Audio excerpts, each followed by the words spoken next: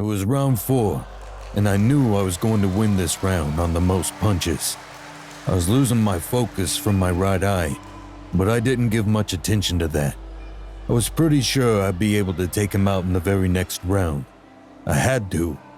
It was my 3rd straight win this year, and I really needed to win this match tonight to fully re-establish myself in the field.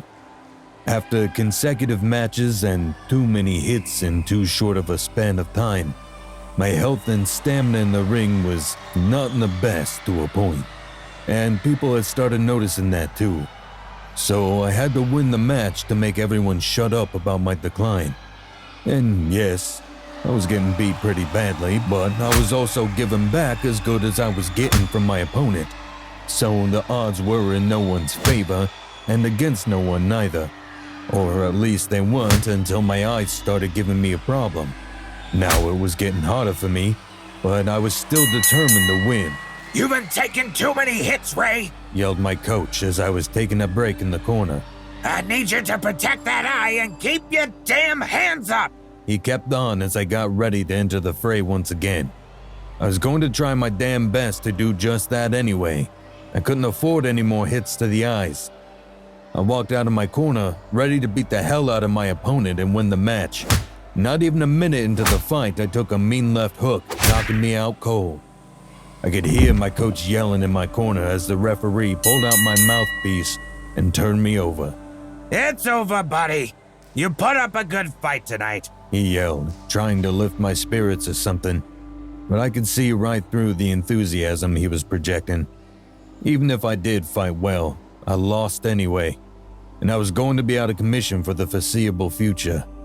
This loss was going to be a huge blow to my career. Later on, back in the locker room, my promoter walked in and headed straight to me. He handed me a thick envelope and patted my shoulder consolingly, as if getting me ready before he dropped a bomb on me, comforting me before giving me a blow. "I'm sorry, Ray. You put up a really good fight and gave that sucker a damn good beating. Now, I hate to break it to you, but this may just be your last fight, man." And yeah, that was bad news for me. And yeah, I was kind of expecting it to come for some time now. He handed me my money in the envelope and quickly left the room, leaving me there with just the money and my thoughts for company. After a bit of calming down and giving myself a pep talk, I opened up the envelope and found that it just had a bit over $20K in it. I let out a sigh and got up. I couldn't just sit there forever, and I knew it was time for me to leave. After paying off my trainer and all the other people in my corner that I owed, I was left with only about $12,000. I walked into my house that night, thinking about how I was going to share the bad news with my girlfriend, only to find that the house was empty. My girlfriend wasn't even there to listen to the news. I started wondering where she could be at this time of night anyway. Things hadn't been going so well between us these past few days, even months now that I was thinking about it, especially since my popularity and my wins had started declining. Decline in popularity and wins meant decline in income too, and that was the main reason of the issues we was having between us. I had to move to a cheaper place, and I could no longer afford the lifestyle we previously had. That didn't sit well with her at all. But still, I was hoping that now that the boxing chapter of my life was closing, we could work on our issues and maybe give ourselves a chance. All those hopes were lost when I saw the note hanging from the fridge. Now I knew why the house was empty. My own girlfriend, for 3 years, had just left. She had heard the news already from someone from my team, I assumed, and had thought we were just better off without having the conversation. So she broke up with me through a frickin' note.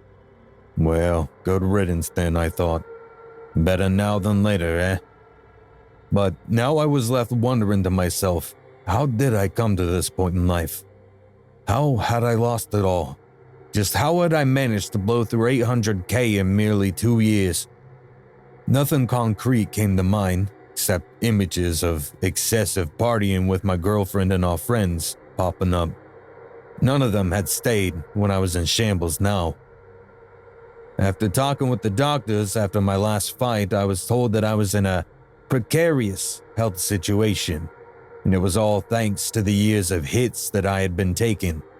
Every boxer has to face that situation someday. I just didn't know my time to leave the ring would come so soon.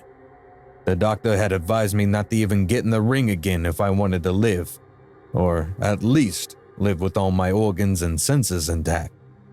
They weren't even sure how all the trauma to my head was going to manifest.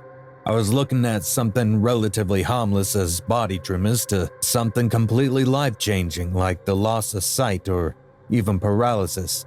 And now that everyone in my team, including my promoter and the coach, were aware of the possible danger, there was no way in hell they were gonna let me continue fighting. So that's how my boxing era comes to an end, I thought desolately. It was not a happy thought. From then on, my life became a bit of a meaningless routine. I spent my days and nights doing nothing except being miserable. Everything became monotonous as I just kept sleeping, waking, eating, watching TV, eating some more and sleeping some more. This went on for a few days until I started finding myself up later every night, unable to sleep.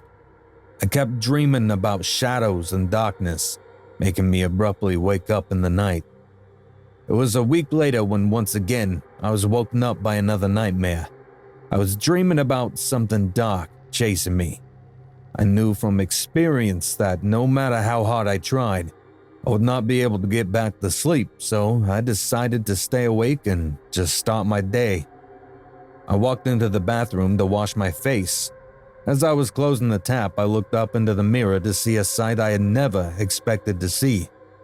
There was a shadow behind me, covering and seemingly engulfing me as a whole. I let out a shocked gasp at the sight and jumped to run out of the bathroom, feeling my blood turn cold in my veins. The sight was frightening, to say the least. I hadn't even stopped running once I was outside that I started hearing loud voices again.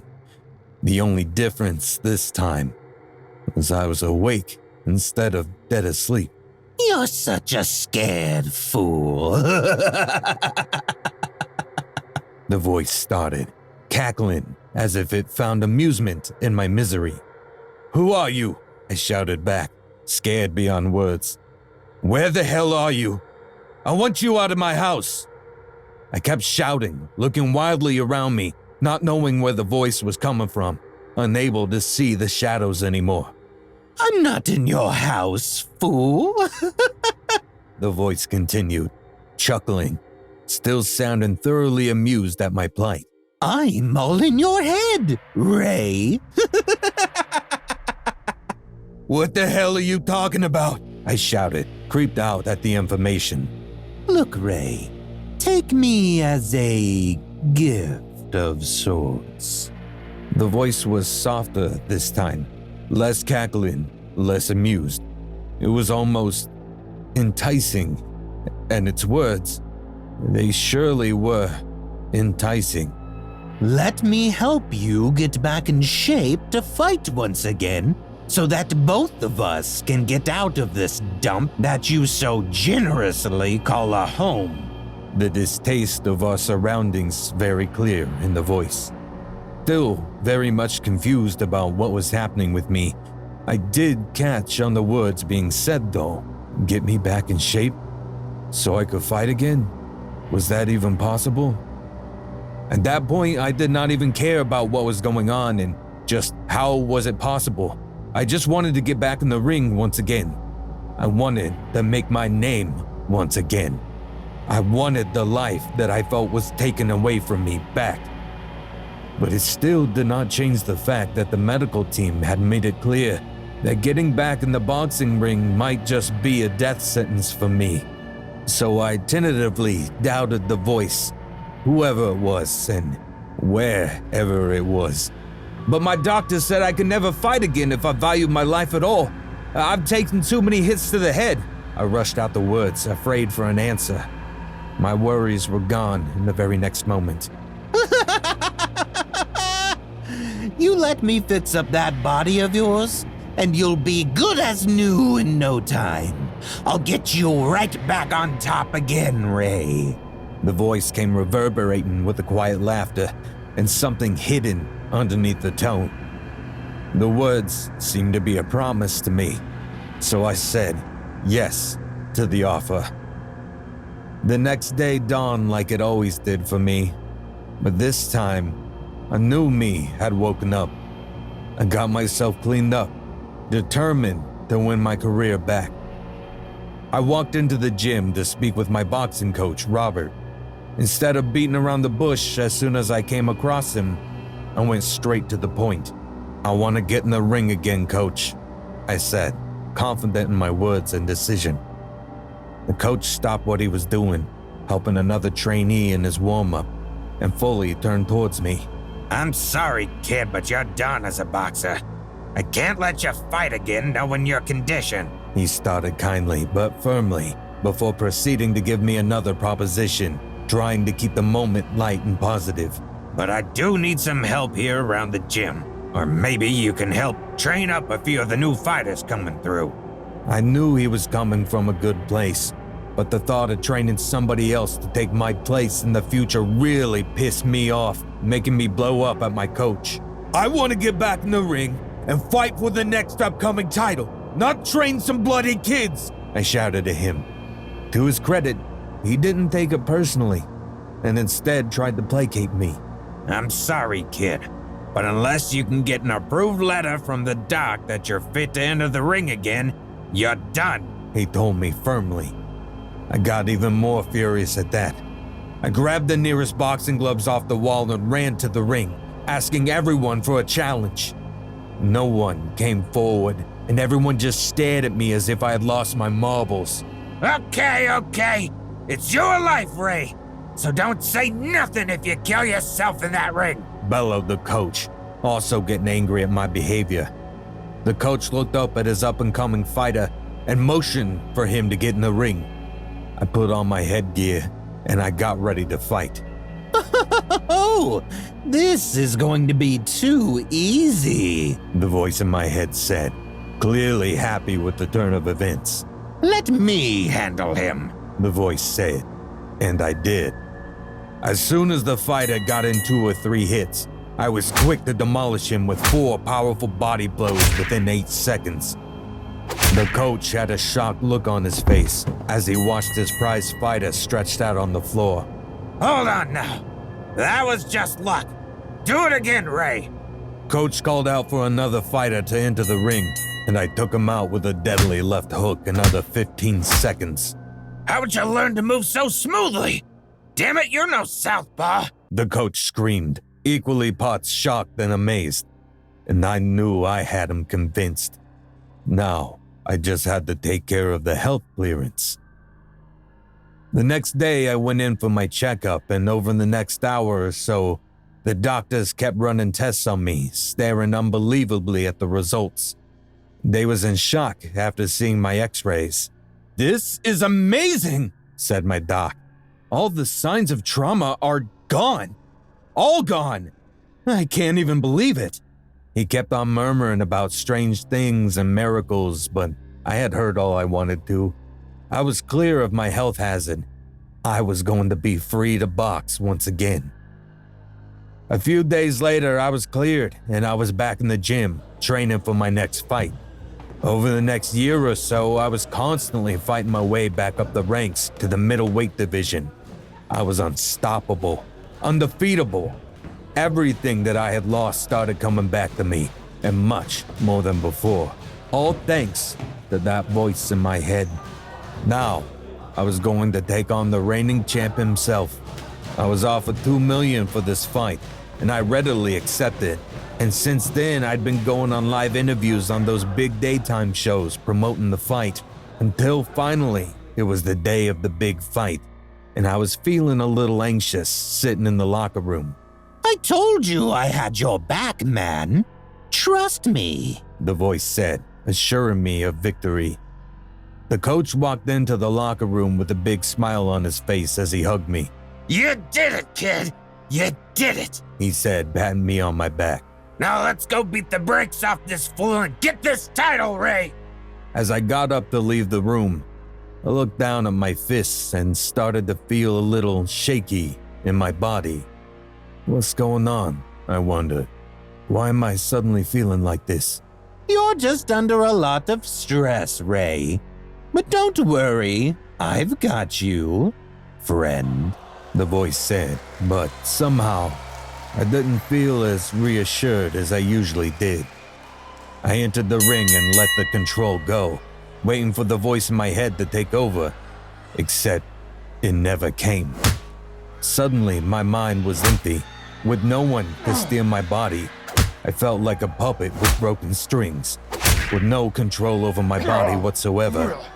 And then, the first hit of my opponent came, and it didn't stop after that. As the third round dawned, the things kept getting worse and worse.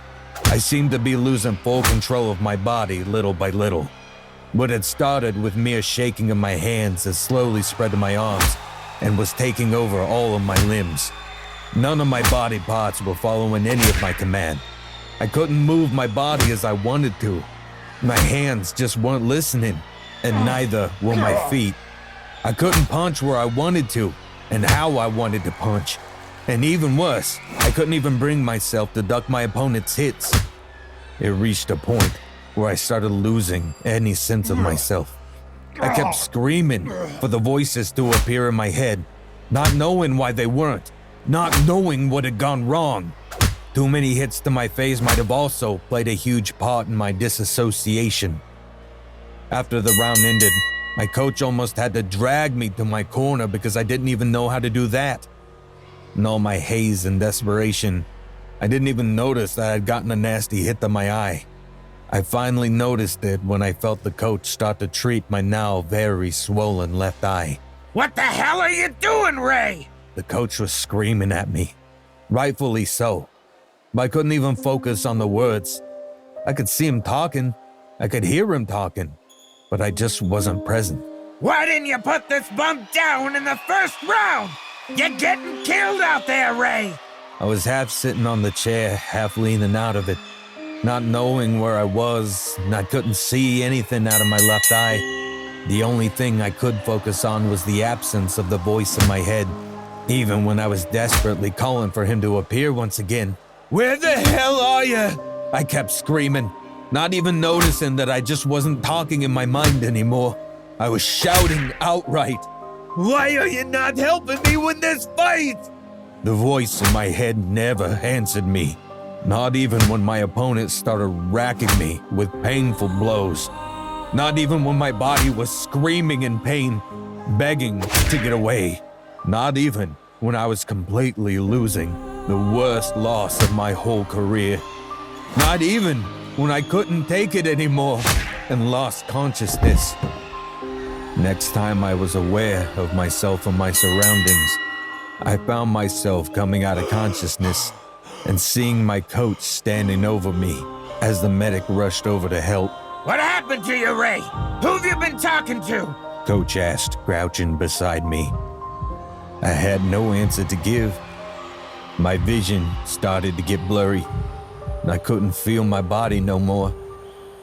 Everything in the ring started to go black. Ray! Wake up, buddy! Wake up!